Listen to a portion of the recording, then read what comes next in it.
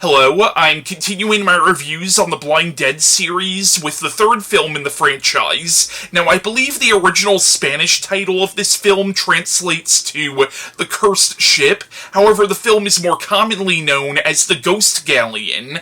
It's also commonly known under the title Horror of the Zombies. It's also been known as Ship of the Zombies, or simply The Blind Dead 3. The Blind Dead movies are kind of infamous for having, 50 different alternate titles. Now, the film came out in 1974 and is once again written and directed by Amando de Ossorio, who also directed the first two movies, Tombs of the Blind Dead and Return of the Evil Dead. Now, I have the movie on the Blind Dead DVD set from Blue Underground, but I also have the movie on this box set called Drive-In Classics, under the title Horror of the Zombies, because the movie, or at least the version of the film that goes under that title, actually fell into the public domain at some point, and you could find it on a lot of these public domain box sets. Now, I really liked the first two movies, especially the second one.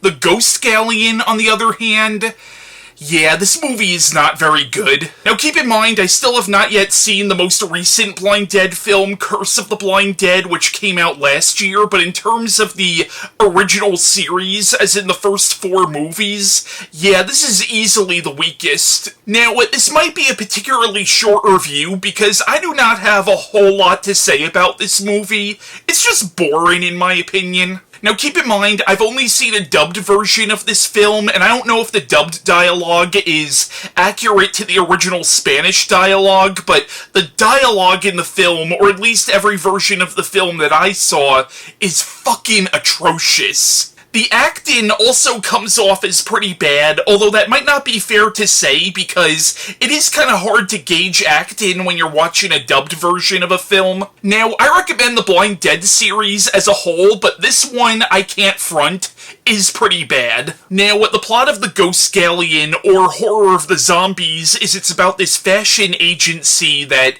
is trying to launch this new boat, so they send these two models out on the boat as a publicity stunt, but the models get lost at sea, and they get lost in this mysterious fog bank, and they're still able to contact them via radio, but they can't actually pinpoint where these models are, almost as if they slipped into another dimension. Eventually, these two models come up on this ship that appears to be from another time, so the people who sent them out there go out looking for them, and they too come upon the Ghost Galleon and become trapped on there, and it turns out that this ship is home to the reanimated corpses of Templar knights, resurrected by Satan himself. So now the main characters must fight against the demonic zombies before they too are dragged to hell. Now, as you can tell, the film doesn't really have any real continuity with the first two films, and the first two films